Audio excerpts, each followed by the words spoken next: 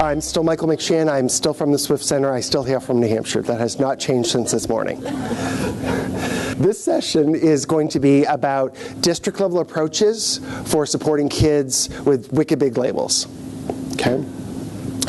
This will be a session that braids together the work of the Swift Center and the work of our Beyond Access model.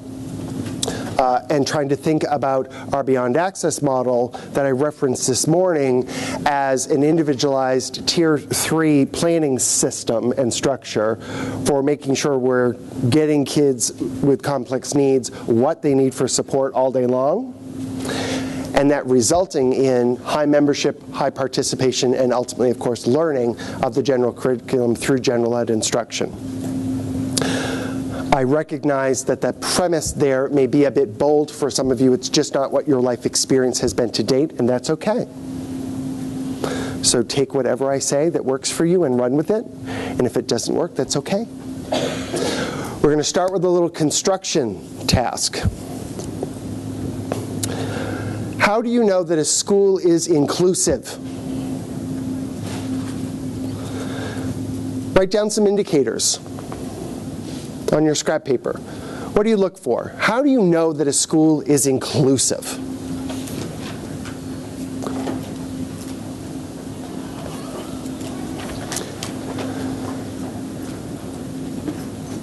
It's fine, come on in.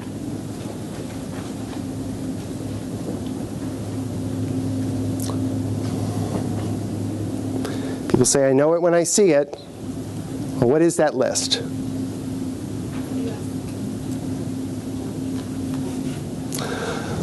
Once you have a list, turn to people at your table or in a nearby seat.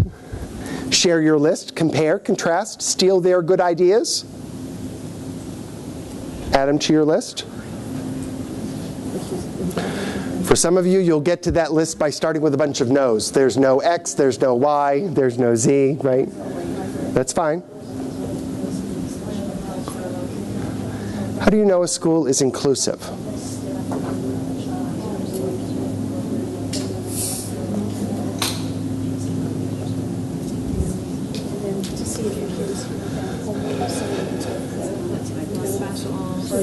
Not just special, you know, are they do they belong to one class?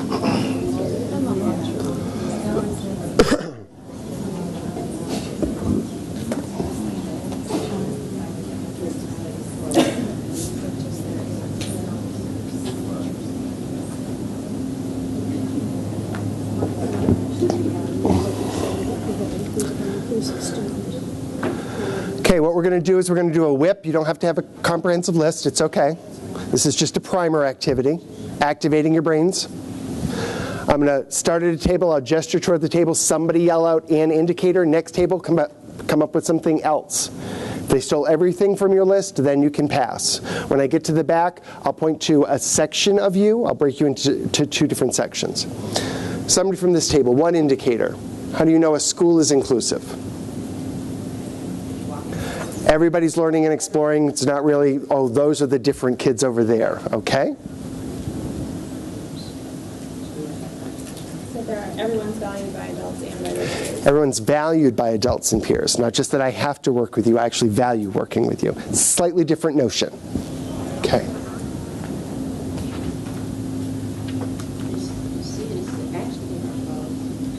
It's in our policy in the school. Great. So when I see it in writing, then I'll know it's there. You go. They're not using the word inclusive. They're not using the word inclusive. Ooh. They don't, when you walk in the building, they're not like pushed off into the area. They aren't pushed into special rooms. Okay. Just where you can't see them when you walk in. Okay. The office is aware of all the programming and teachers and students. Okay, right? If the office is aware of everybody that's in the building, that's always an indicator too, right? Triad of power. School librarian, school receptionist, school custodian. Get those three sources on your side, you're good to go. Right? You can wield a lot with those three groups on your side. Okay, so there's some school-wide indicators we look for. Now, we're going to move into a classroom-level lens. And we're going to make two buckets, and I referenced them in this morning's keynote. A membership bucket, that's an indicator that I actually belong in this classroom. I'm a member of this classroom. And what's an indicator that I'm actually participating in instruction? Right, so for some of you right now, I'm making a leap of logic and faith that you are engaged in the instruction. But you're doing something that's letting me think that. So first, let's look for membership indicators. What are signs of membership and belonging in a classroom? Same process, make your individual lists, share them at your table, and we'll do another whip. Signs of membership. Well, we kind of said that when you're at a point where there's an understanding that there's a benefit for everyone when the kids included. So it's not just a bit like they're lucky to be here, but it's also like, even if it's a social benefit to the kids, the Gen Ed kids. Okay, so there's a shared understanding that everybody is here. Right. Okay, and that there's going to be some benefit for everybody somehow, somewhere. Okay? We were talking, the culture of the classroom is prevalent, that it's been established from day one, no matter who's walking into the building or into the classroom, that they're there, they're actively participating. Okay, so there's a day one culture that we're building around membership, okay? Indicator of membership, how do you know? We talked about how I've been in classrooms before where the child's name isn't even on the list outside the room, or they don't have their name on a desk or a cubby. Great. They just come in for a certain part of the day. Great, so you just gave three indicators. Yeah. Names on the roster, I have a desk, I have a cubby. Or a locker, whatever the, okay, great. This half in the back, an indicator of membership? We've talked about sitting with them, but not among them. Ah, okay, so sitting with the classmates, alongside my peers. Okay, okay, great. Any other indicators for membership? Anybody want to throw out back here? You miss them when they're gone. You miss them when you're gone. Oh, I like that. I want to add that to my list. What's your name? Jill. Great. You miss them when they're gone. That's a good one. I think, too, the mine versus yours, my student versus your student, that is not there. Great. We wouldn't see those signs of these are my kids on this part of the room, those are your kids on that part of the room. Great. Okay. Indicator of membership and belonging in a classroom level. Feeling safe. Feeling safe. Nice. We kind of said that whole engagement piece, like kids choose them as, choose each other as partners. Great. So classmates choose each other as partners. Great. We have friends being bold there. Look at you. Okay. Indicator of membership. We've said them all, really. Everything that they just said. Okay. That's good. All right. So now you're physically in there. You have a sense of belonging. You've got your desk, your cubby, you're on the roster. You've got friends. People miss you when you're not there. You've got membership. Now let's move to participation in instruction. How do you know that's happening? What's an indicator that students are participating in the instruction?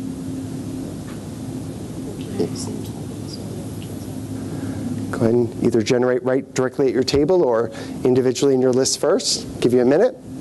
A couple indicators of participation in instruction. Students are responding in some way. Great. Students are responding in some way. Points. Excellent. Any additions? You look nervous. Are you okay? Yeah, I'm good. All right. I'm just being quiet. Okay. It's all good. Okay, so we've got students are responding in some way. Peers helping peers. Peers helping peers. Group activities. Group activities.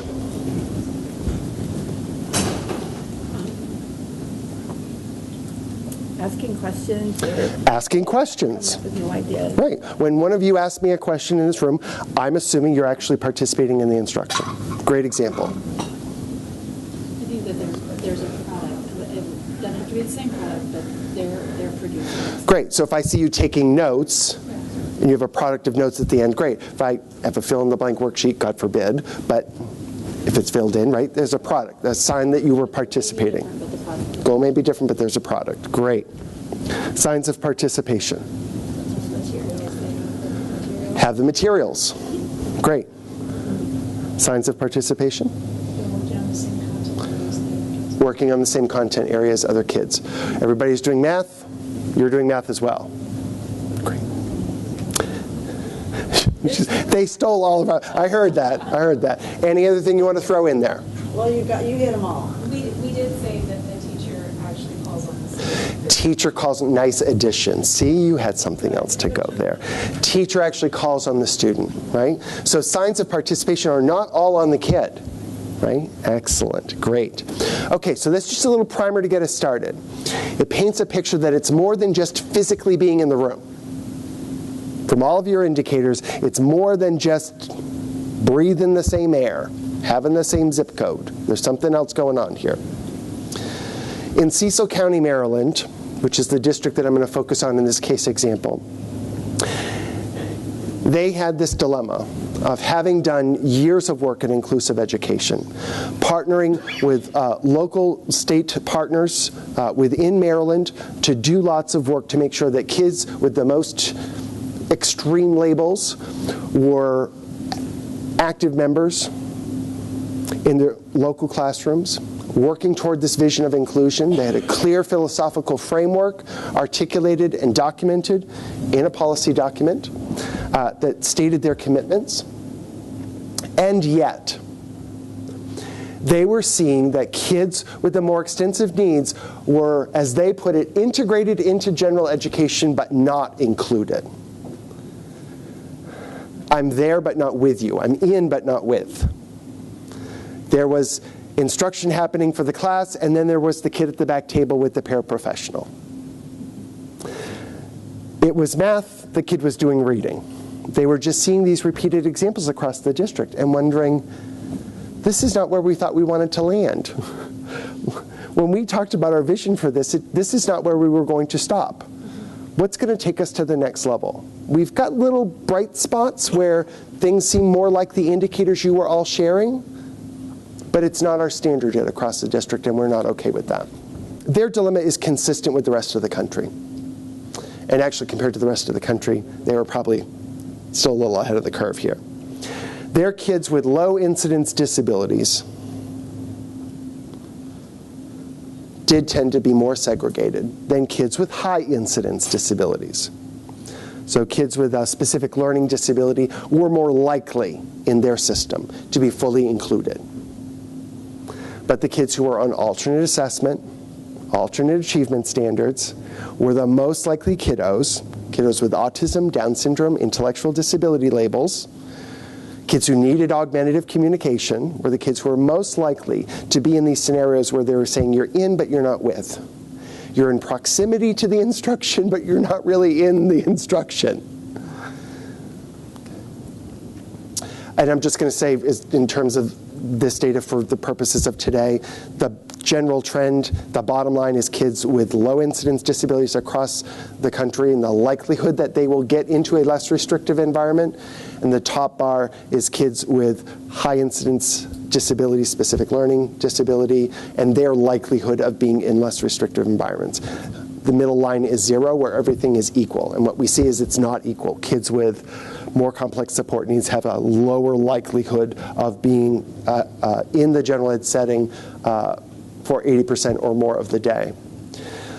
What our colleagues did, Jenny Kurth, Mary Morningstar, was they took the current data and they projected out and they said, if everything holds still, if we look at these trends that we've got for the last 10 years from all these states' data, and we pull out specific disability categories, autism, deafblind, intellectual disability, and we project out for 20 years, will we ever get to where our vision is if we just keep doing what we're doing now? And what their projections showed is that in all likelihood we won't achieve the vision if we just keep doing what we're doing now. So Cecil County's not alone. Nationally, according to these projections, kids with multiple disabilities and intellectual disabilities will still have, in 2025, if we keep doing what we're doing now, lower likelihood of being included in general education settings 80% or more of their day. Students with autism spectrum disorder are projected to break the line and keep going up for increased likelihood. And students who are labeled with deaf-blind are going to cut the bar in 2025. So if you're up for wait until 2025, and you have one of those labels, you'll be above the bar. If you're like me and you have a greater sense of urgency than that, then we got to try something different. And what's possible, so that's what is, and that's what's projected. So now let's look at what's possible. And I touched on it this morning. What I didn't touch on was some of the evidence base behind it. And I've put into the resource file for handouts for this session some of the research summaries that focus on kids with the most complex support needs. And the evidence base is really clear. We have research spanning 40 years that suggests that when kids are educated in inclusive settings, when they have significant disabilities, we can get growth in academic achievement when they're participating in those inclusive settings. We can get increased communication, and you heard the Jack story this morning and the nasty 9, and he's functioning at 2-year-old level, but when we get him communication support, suddenly he looks really different. We can increase that when we're teaching kids in inclusive settings, increase in self-determination, employment skills, greater growth in social skills. These are all broad, sweeping summaries because right now in the research community, this is accepted knowledge. These are real facts, according to our colleagues across the country. We have consensus on this. And in terms of a world of evidence-based practices, there's not evidence supporting these same outcomes when kids are educated in segregated settings. The promise of separate special education leading to employment outcomes, socialization outcomes, academic learning outcomes for kids with the most extensive support needs is not there. There are no comparative studies tracking kids matched on individual characteristics. So you have multiple disabilities that look like this, and you have multiple disabilities that look like this, and we're going to follow you in a separate setting, you in an inclusive setting. There's none of those studies show that you're going to have the same or better outcomes than she's going to have. All those studies suggest she's going to do better, just by the physical environment that she's in and what comes with all of that. In an era of evidence-based practices, that's a pretty powerful statement. When I can't bring to you any comparative study that says you can get what you think you're going to get in that separate setting, we have to step back and question what we're doing and why we're still doing that. So this morning, you heard me very much making a values argument, right? Jared's voice, his father's voice, I'm all in for that. And the research behind it is saying something really consistent with their values. Attending that neighborhood school makes a difference. These are more of the citations. Let's go into, so if that's what is, and we've got research showing what's possible. You saw a little bit this morning in the videos of what's possible as well. Going back to the Stevens story from the 90s. We had repeated individual kid examples, resource heavy, not necessarily sustainable, but we took a kid who was about to go to residential placement, and within a year had him engaged with and demonstrating learning of general education curriculum. A kid who was described in terms of IQ as being in the low double digits. And it was about communication at the heart of it. He didn't have a good communication system. So we were making assumptions about what he could learn without having a way to show us what he knows, right? So you heard the comment this morning, the cart before the horse. We're making measurements of kids' potential for learning without giving them the tools to show us that they're even engaged in the instruction. Never mind actually showing us what they've learned from that quality instruction. If I took any one of you, took all your pens and papers and pencils away, made you sit on your hands so you couldn't sign, taped your lips shut, and then gave you a test, you're not going to do as well as if I gave you all the supports back. Just not going to do as well. So our argument is that there's at least a portion of the population of kids with severe disabilities for whom this is the dilemma. It's a supports dilemma. It's a settings dilemma. That's why we're not getting the outcomes that we're looking for. That's why we're shifting our expectations to talk with them about individual life skills instead of maybe being on track for getting a job. We're shooting for you just being able to take care of your physical body. Maybe we can raise that bar if we change our focus of attention. As I said in the prior session, for those of you who've been following me all day long, energy follows attention. So if my attention on you is about your life skills, that's where my energy is going. Which means I may not be putting energy into other possible skills that you could develop. If my attention is not on your potential as a communicator, a reader, a writer, mathematician, a scientist, if I'm not looking for that, I'm probably not going to find that. At some level, we construct this with every kid that comes in our door, disability or not, rich or poor. We construct competence. Kids come into our classrooms, we think you can learn, so we start teaching you good stuff. We can follow the studies all the way back that we don't do anymore, but where we would set up a classroom teacher to say, you have all the low-functioning kids, and another classroom teacher to say, you have all the high-functioning kids, and watch the grades go accordingly. And it was all expectations. There were really no difference in the kids. We know that literature base. We can extend from that now for a conversation about these kiddos who have the biggest labels, which, particularly if it's not your daily habit, can feel really uncomfortable. And that's okay. We're here with you until 5. But we're going to build a system of support for you. What I want to do is I want to go into some of the videos from this morning. We're going to return to them with a different question in mind. As you watch these videos, I want you to pay attention to those two sets of indicators. What are the indicators that you see in the videos that show that these kids are members of their classrooms? That somebody's creating the belonging opportunity for them. One set of indicators. And look for another set of indicators for their participation in instruction.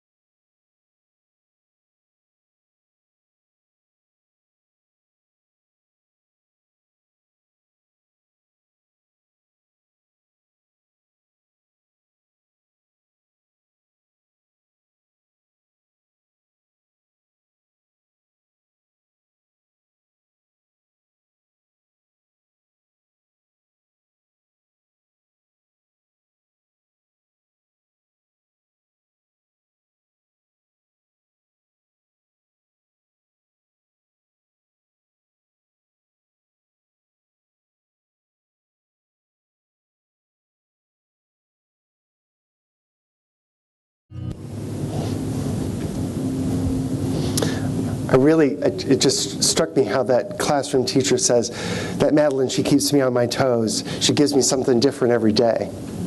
That could have sounded really different. She's so inconsistent. She showed that skill yesterday and she's not showing it today. Real interesting flip there on what she's doing. She's looking for stuff to construct Madeline's competence and building on it. Love that. Didn't pick up on it before. So, indicator, sorry, moment. And my son is right here. Signs of membership, signs of participation in instruction. What did you say? Let's do membership first. How did you know she belonged? She felt safe to participate. She felt safe to participate at the board. Talked about her being with different groups, right? Sign of membership. She's wearing a uniform like all of us. She's wearing the same outfit everybody else is. She had a spot for her stuff, that whole cubby list again. Great. Signs of membership for Madeline there from the back? Anything you want to add? The adults said hello to her. The adults said hello to her, right? Principal greeted her in the hallway. Principal knows my name. I guess I belong. Her name was under the M on the bulletin board. They know my name. I must belong. Peers celebrate with her. Peers celebrate with her. Excellent. They help her. Peers asking how they can help them out, going home and asking the parents about the I talk about you when you're not here. It's a sign of membership, right? We're connected in the same community when I go home and talk about you, which I will. I promise. Signs of participation in the instruction. How did you know she was actively engaged in the instruction? She was called on. She was called on, and she actually came up. Great. She attempted to mouth the sounds of the... She was attempting to mouth the sounds that everybody else was, right? Her mom was commenting on how she sees other kids doing it, and she tries to do it. Great. Other signs of participation in instruction. She was engaged at center time, right? She was moving from center to center. Sometimes just following that schedule is part of participating in the instruction. Great. Other indicators?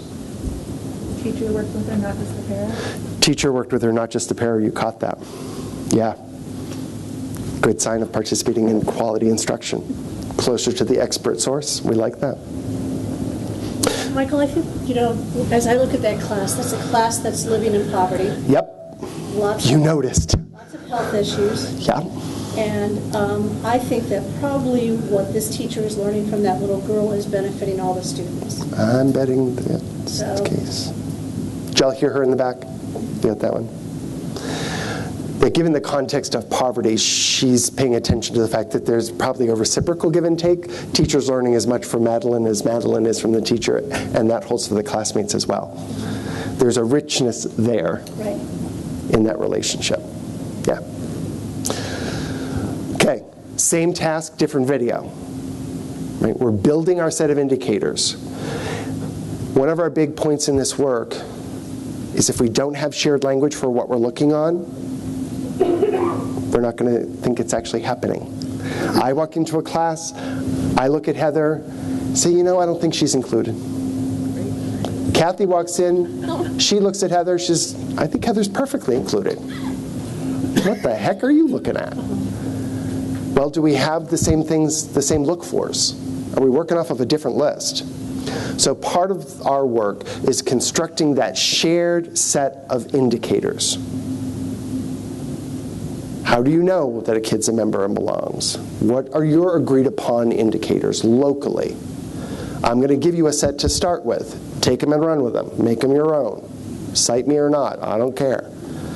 Take it and make it your own. I'm going to give you a set of participation indicators to start with. That's exactly what we did in Cecil County. So, multiple access points. Let's go to Ashley.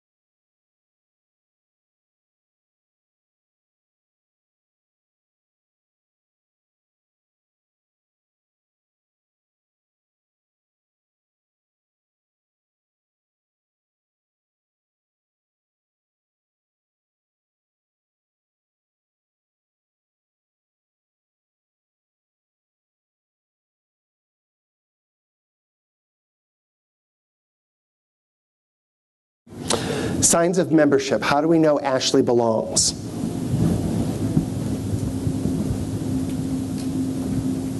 Should we make this a standing meeting? Multiple peers that were working with her, looking the same person every night. Great. Nice catch. Her teacher made her boards to be able to interact with what was going on at that time. Great. She's got the materials to access the general curriculum, right? So having the materials is one thing. That's the sign of membership. You're on. She wasn't the only one using other kinds of materials. She wasn't the only one using different materials. There were lots of different materials once you start looking around there. Yep. Other indicators that Ashley belonged. There was a parent in the room, but not glued to her. She was off doing her own. Great. Right. It's actually a great sign of belonging when the adult supports are shifting from student to student to student to student. Nice catch. Any other signs of belonging that you saw? I'm not sure if you said this or not, but she had a student writing questions back to the teacher. It wasn't all teacher students. Great. So you've got peer supports, natural supports that are happening there. And it's probably just as helpful for that student to have to reframe and think about the questions as it is for anybody else in that room, right? Once we bump peers into that, okay, I've got to frame this for teaching and supporting. I've got to up my game. I've really got to know this now. Great. Nice catch. Thank you. How do we know she was participating in the instruction? She had the materials. She's in physical proximity. She's got peers around her. Her eye contact. Right? Now everybody's head just went, right? Like, that's her primary means of showing she's participating. Whether it be eye contact, breaking eye contact, which is another form of participation, sometimes called protest, sometimes called active disinterest. Right? Could be that she's signaling a choice, but it could be like, oh, I am so over this instruction. That's participating. I'm good. That's a starting point. I got something to work with. Teacher goes over to talk with the peers about coming up with those choices. Where does her eye gaze go? Right over there. I so want to know what's coming up. She's sizing it up. Now, I'm putting something on her there. Right? Some people could just say, she's tracking objects in space. Great. You and I can be at the same table together. We're both acknowledging she's using her eye movement in some purposeful way. We've got common ground to start with. I think she's thinking about science. You think she's tracking the human beings that have a bright, shiny necklace on. Fine. We can still be at the same table. Because we both agree she's doing something purposeful here. And we're going to build on that. Other ways that she was participating in instruction. I like the fact that, like any other student, she was able to say, I don't know the answer. By saying, I don't know. Right. That counts as participation, full on. Great catch.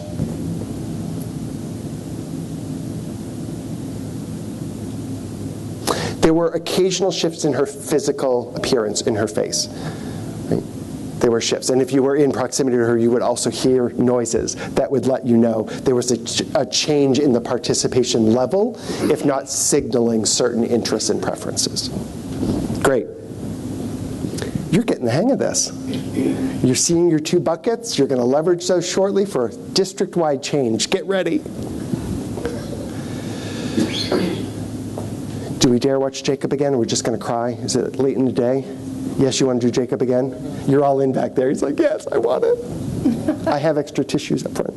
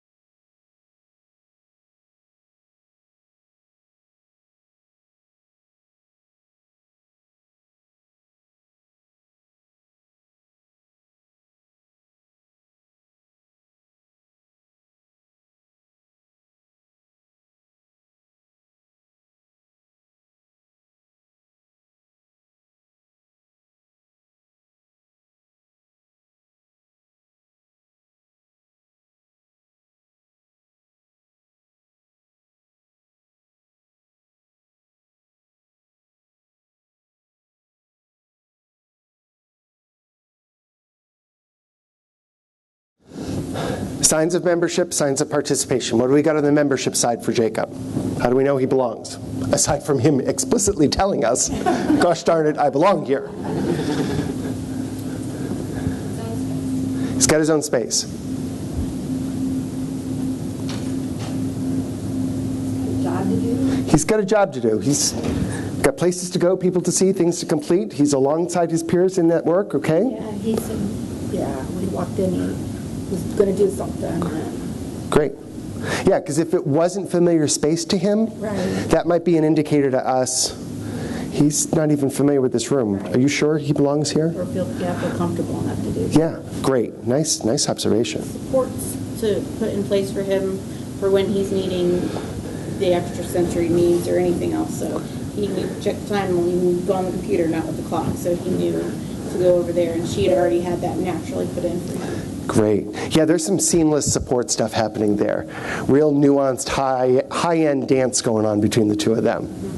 Other indicators of membership. I think the teacher called him on that. She said you need to use the clock, not because that says this teacher is engaged in his knowledge, in his learning. Right. That is a sign of membership, getting called out for stuff, whether it be by your peers or your teacher. Yeah. Yep. Participation in instruction. How did we know that he was actually engaged in participating in the instruction? He can use words like a part-time. He can. Obviously educated. So he was vocalizing at appropriate times during the instructional exchange. And he happened to use the word apartheid. Yes. So maybe we're into the learning box for a conversation there. Other indicators of participation. I like the fact that his instructional assistant wasn't Velcro to him, and that she was looking at being an assistant for the whole classroom. Nice catch. Yep. Yep. Really fostered his participation that way. And that's what they should do.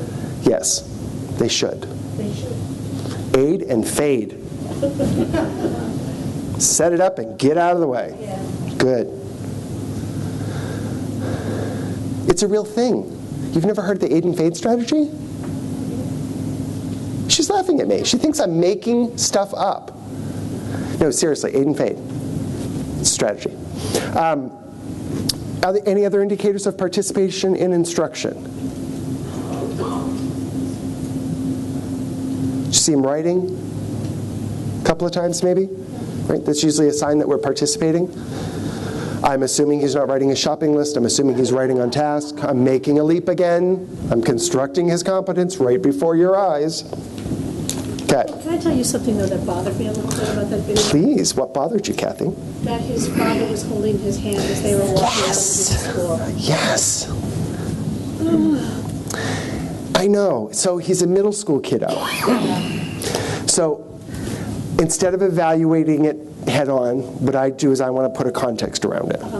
How many other parents do I see holding their middle school child's hands? We have a volunteer. I'm thinking it resonates with her. So if it is an exception, and I don't see it happening in other places, then I ask, is there a familial thing going on here? Does this dad hold the hand of his high school daughter? Kathy, you may not like that. My mother still holds my hand. But there's a reason for that, Michael. Well, and there may be a reason here as well. I think Jacob provides Dad with some great emotional support, Right. quite frankly. Well, and also it may signal to me the idea that he's going to need a little help with the transition process. Dad might need help. You might be making a leap, but he might need some help with the transition process. High school could be fun or it could be really challenging. We're all waiting to see what's going to happen when Jacob protests the dad connection. She's like, right? Because they all do. Because they all do. What will that look like for them? Right? So there's a moment that's unsettling for you. I'm glad that you caught that. That's nice. We'll talk about that on the way to the airport. Okay. So you're getting the theme here. We work with teams when I'm thinking about individualized student planning within a school-wide framework for transformation, and we're thinking about MTSS. What are the supports that are needed to foster membership and participation across all tiers of instruction? across all routines in the school. So if I'm saying we're going to need some intensified supports for you, I'm going to have to do some individualized planning across your entire day, regardless of what your label is. Let's have some common indicators about what we're trying to accomplish here.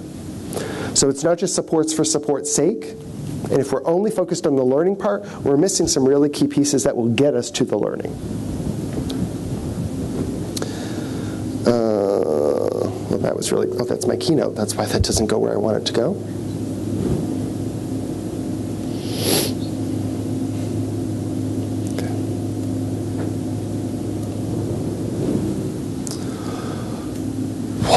Yes, okay. Ooh. Okay. So the membership and participation is situated here, as I was just saying. I knew I was saying something aligned with the next slide. It was just a different PowerPoint slide. So we're thinking about what's the membership and participation across all tiers of instruction. Right? So in school-wide multi-tiered system of support, this is not just about a designated general ed classroom. So we're taking these indicators now to look at a school-wide system. School-wide, what do we think membership looks like in the tiers of instruction that we offer and the settings in which we offer those? What does participation in instruction look like across all of these tiers of instruction for students, regardless of setting? Having agreement there is going to become really important to the next stage of this work.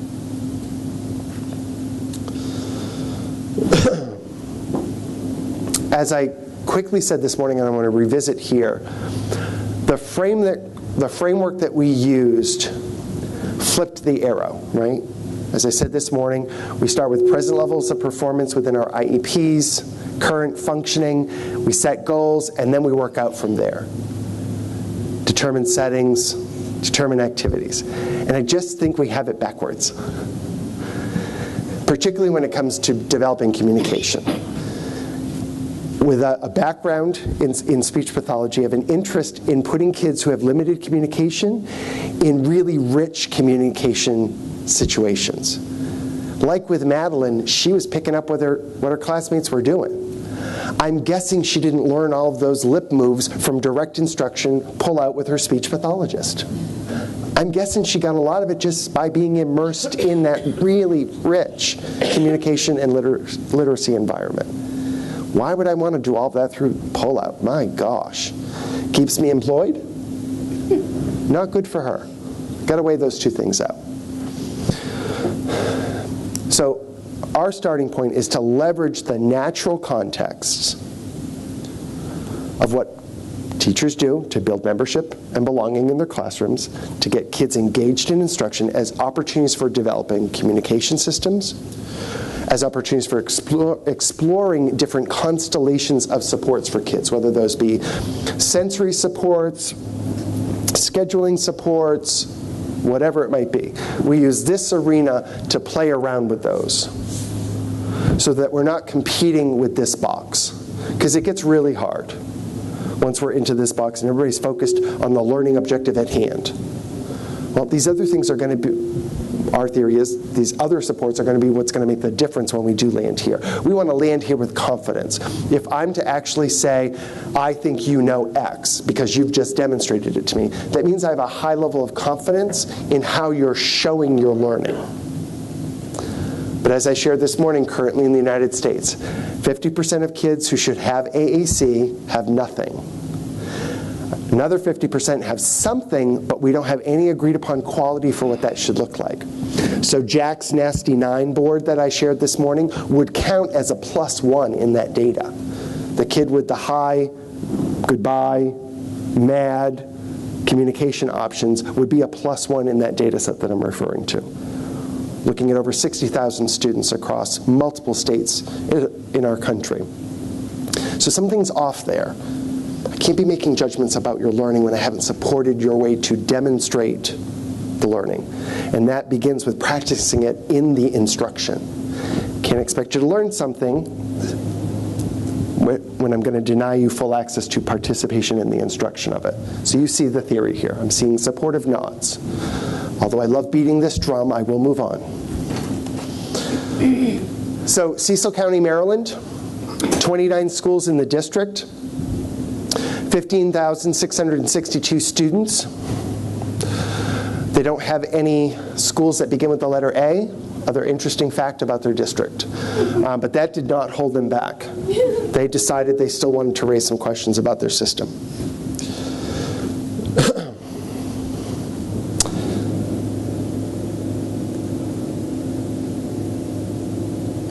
I created a new slide that is not in your packet. Don't freak out. It's going to be okay. You have all this information in a couple of other formats, but I want to give you the big picture of the story I'm about to share with you, and then we're going to go through the details. It's just a learning style thing for me. It's like, show me the big map and then zoom in. So here's the big map of what I'm going to share with you. As a district, Cecil County said, we want to engage in this endeavor. We've raised the question, we've pointed to the dilemma. We want to lay a good, solid foundation for work in this area. Think about building a house. First thing we do is we put in the foundation. Well, we might drop a few plans first, right? When we actually get into action, it's about having that solid foundation for the frames to sit on. So we described the gap that we were experiencing, and we want to explore options for filling that gap. We looked, actually, they were already partnered with Swift, so we were looking at individualized intensive planning models, and we looked at a few, and they landed on the Beyond Access model. I'm echoing, I know. It's that one, you're going to fix it. He's on it. Great, thank you. We then moved into securing leadership commitment.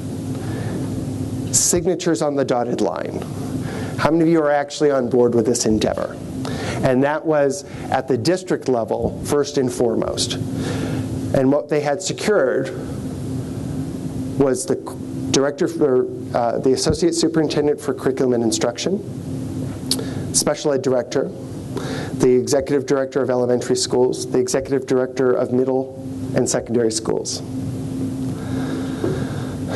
Which was an awesome starting point, because that was the majority of their staff at central office. Superintendent immediately got on board. Once she heard that everybody else was on board, she's like, well, I'll join the cool kids.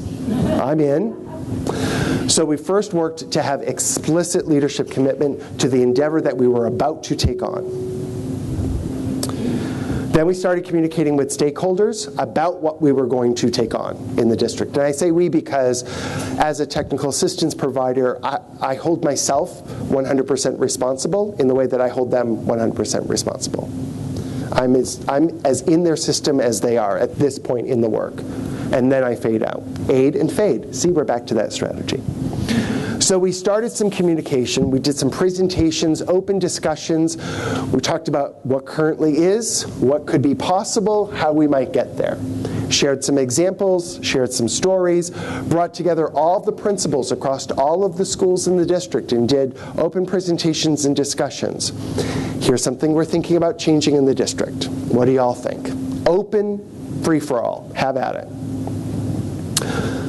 We had some early adopters, wanted in like that afternoon. They're like, we got a kid, come on over. Others hedging back a little bit.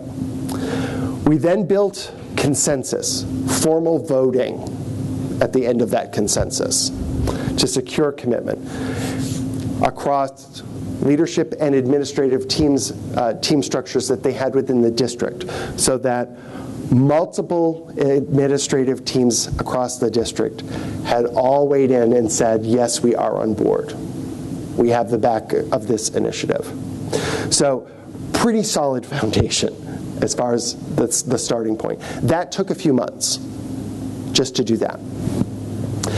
Then we started to prepare the system for the change.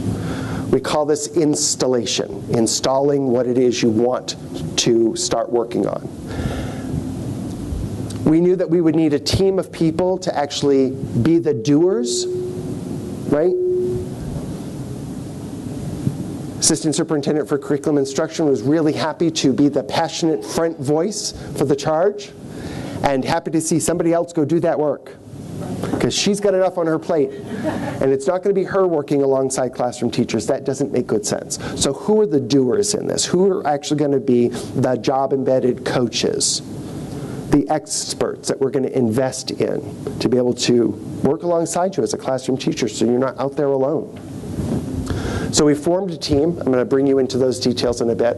The next big step, and I have it bolded for a reason, we started with exactly what you all just did, indicators and data. How will we know that we've achieved this grand vision? What will it look like? How will we measure it? And I've given you the sample indicators that they landed on in your handouts. Go ahead, it's fine. You don't have to give me the look of, I'm sorry, it's fine. Go, go, get out of here. All of you, go home. Just kidding. This took some time. This was another couple of months. How will we know that it's actually happening? What's the data we want to collect? What's the data system that will allow us to collect that in a timely fashion? Figuring all that stuff out took some time. Speaking of time, how am I on time? You have 15 minutes. I can name that tune in 15 minutes. It's fine. We then set up communication loops. Who needs to know what at what point in the process? We mapped that out in writing. Got agreements on that. Who's actually making the decisions? Is it IEP teams? Is this new membership participation learning team, MPL team at the district level suddenly going to take over our decision making locally? No. So we clarified all those kinds of things just to make sure. We set up selection criteria for kids to join a pilot project. They wanted to start off, and I think this was a really smart choice, because they were looking system-wide, was to choose 8 schools, a third of their schools. So they had a good sample size to start with, but not overwhelming to the system, and it wasn't all kids. 8 individual kids in 8 schools was the target. We got to 6 at first. It's fine.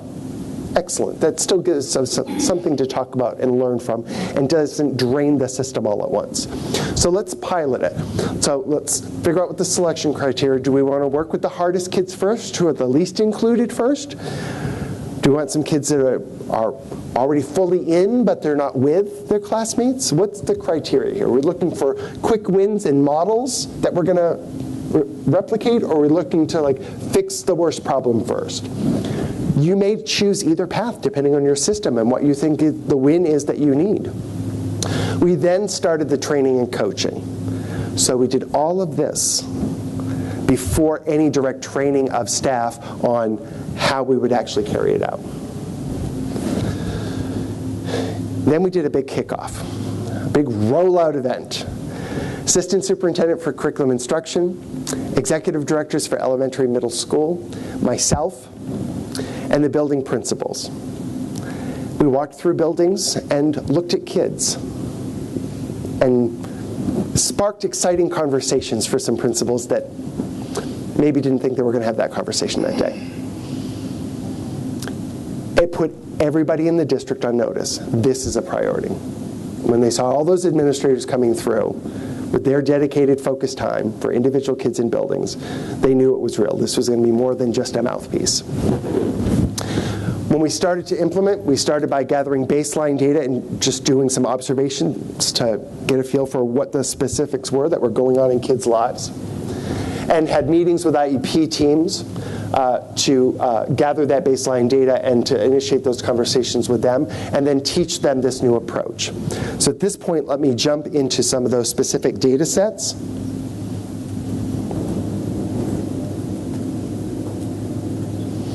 Because I think this really, the way that we managed the data was part of this team's success.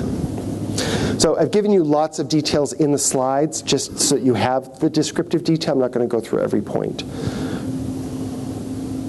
So I've talked about setting the district stage, the leadership team, the selection criteria, and I've put in some of the questions that we were answering there. Identifying those team memberships, we had general and special educators on the district level MPL team. So instructional specialists from general ed, instructional specialists from special ed.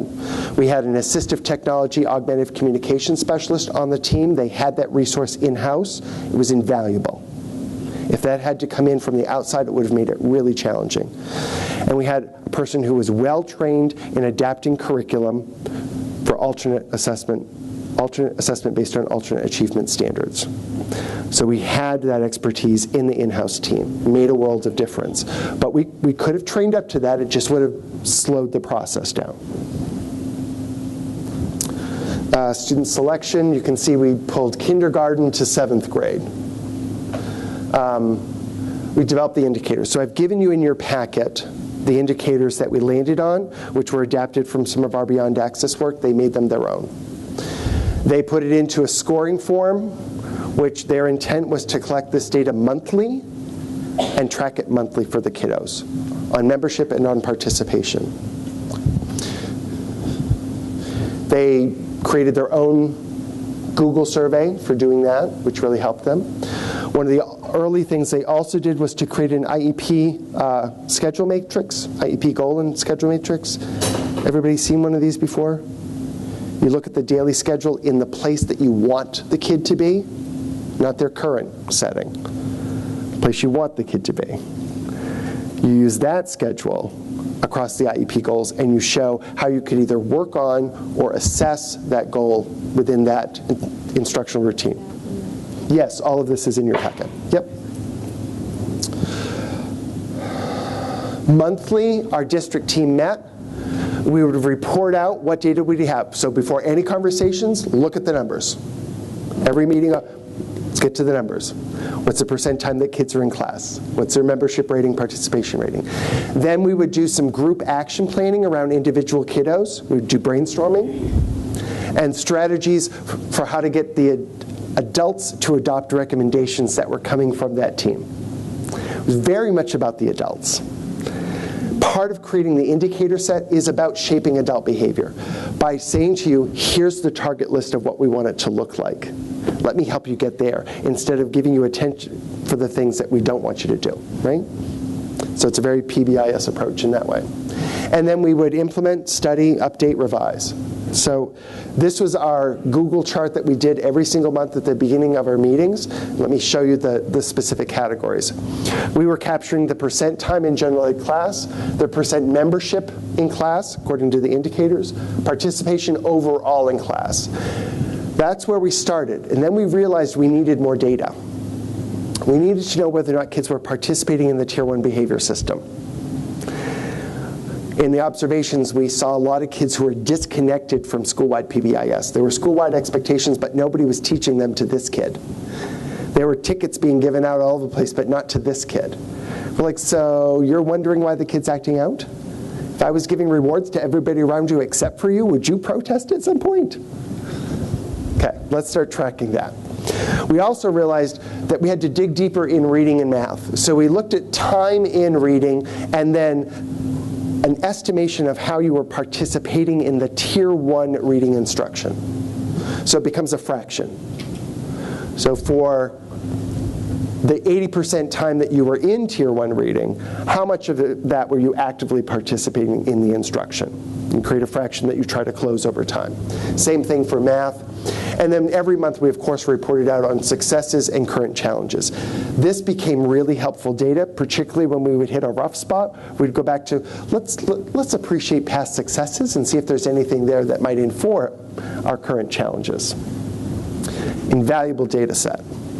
And it also set up team members to be able to go back and share stories with other teams to say, oh, well, in that school, they've already figured out X, Y, and Z. So there's a little competition going on across the schools, which we leveraged as much as we could. I gave you a sample schedule, a sample agenda for those monthly meetings. We followed this so tightly. We had to. We would never get to our work. We played out our communication loops as planned, which are described there. Outcomes and lessons. Overall pre-post data.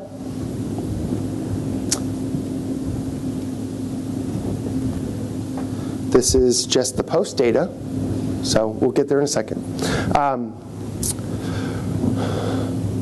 For these 6 kiddos that we ended up working with, percent time in general ed class for all of them, above 80% for all of them. I think half of them started below 75%. Membership in class, we got lowest score was 88. This data would have been April. So this was after 4 months of actively engaging in the work, which was pretty quick change. What we found with the membership stuff was once we gave teams the list of said, this is what we want it to look like, teams made it look like that. They just needed to know what to do. Same thing with participation for some of the kiddos in some of the settings. Now this kiddo's interesting, RD. She landed at 100% participation overall in her class. At the onset of the pilot, her general ed classroom teacher described her as an animal. She said she's an animal, she's out of control. I have no idea why she is in my class. She's not getting anything out of being here at all. This does not make sense to be doing. I will go with it, I will try, because everybody else seems to think it's a good idea. This is where we were just a few months later. 100% participation, 91% on membership.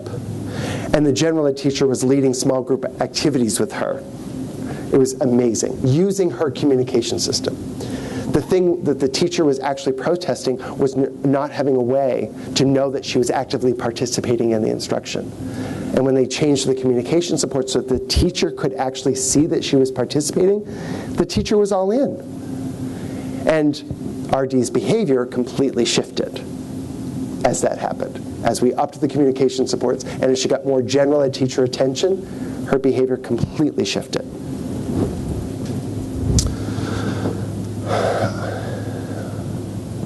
Ben. Sometimes when you do these pilots, you bump into a kiddo and you ask, why? Why?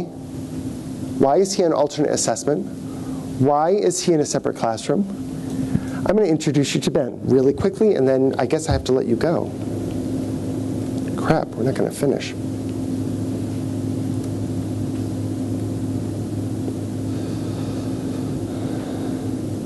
This is Ben.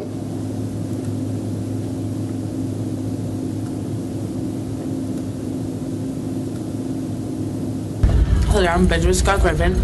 I made this letter for you about all the animals in Africa I know of. Such as? Such as crocodiles, African tribes, aardvark, elephants, gazelles. So just quickly, he's prepared a card to share with visitors he's getting from a different country. He's made a welcome card for them of all the animals in their country and shown them in a village together. And is now going through and describing that without any prompts or supports. But he's on alternate assessment. When their MPL team member saw this, she raised some questions for the team. Within 2 months, they went back and did a record review and kind of asked, like, how did he wind up in this situation? Because a couple of years ago, he had a couple of bad months with behavior. So they started putting him in a separate room. And just never checked to pull him back out of the room. Really simple fix. Okay, let's bring him and his para back into the general ed classroom, turn her into a classroom aide, and see what support he actually needs to participate. He's now off of the alternate assessment. He's on the general track for a regular full diploma. He gets minimal support, and he's getting passing grades in all academic areas. So you're going to bump into these kiddos where it's just going to go like that. And then you're going to have the RDs where you're like, okay, what are the communication supports and what are the instructional arrangements that are going to work? What helped the team was always having a monthly safe place to come back to as leaders to problem solve together. That really made the big difference. So he's literally wrapping up chords. I'm way over time. I was thinking we had another half hour, and we have 3 minutes. So let me just stop. Oh, there's only a few more slides. We collected monthly in our celebrations. We saved the data. So this is just some lists of some of the positives we got from our check-in with schools, the excitement at their building level teams, and we then reminded them regularly of how much they were appreciating the pilot. It's a lot of positive messaging when you're asking people to try something new. Students had to get new communication supports in place. The lead AAC person for the district made core vocabulary boards. Those are communication boards that have pronouns, action verbs, helping verbs on them. Made them for all classrooms that were engaged in the pilot. So now when you go into those schools, every classroom has communication boards in them, whether or not there's a kiddo who needs a communication support. They're just now part of the culture.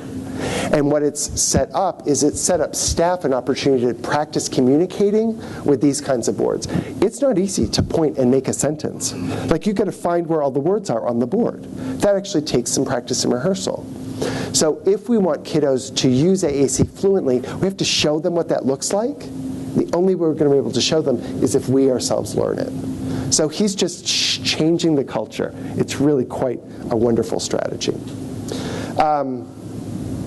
What we're working on now is they want to use the indicators on grander scale, but they're finding pushback from teams saying, I'm not filling out a survey of 42 questions. That's too many indicators. So I created a screening tool for membership and participation, which is in your handout packet. I think I boiled it down to 5 indicators. They each have a 3-point scale. And if you get above a 10, then all you're doing is action planning. But if you're below a 10, it's recommended that you do the full dive into the indicators and then develop an action plan that's monitored every 2 weeks. We're just trying it out. It's not field tested, field validated yet. We're just playing around with it. But it's an opportunity for the district to think about how could we learn about what's happening for more kids without putting a lot of weight on our staff. The other thing is that we figured out that there's a Tier 3 behavior system problem in the district, and we're having to kind of go back and look at what is an FBA, really, what are function-based plans, really, and are Tier 3 behavior supports on a solid foundation within the district, which has been a good aha for the district, a hard one to now follow through on. And we've added students. I now meet with them every 3 months or so for about an hour. It was really having the indicators and having a group of smart people to sit and talk and problem solve together. Right? That really has driven the system there. With this kind of approach, when they've got a swift framework in which to do it. We're out of time. I'm sorry I couldn't go slower on some of the slides. Thank you for your attention and energy. If you have any questions, because I ran out of time, just drop me an email. I think it's all in the contact list, mcms@unh.edu, and I'm happy to answer any of your questions. Thanks. Drive safely.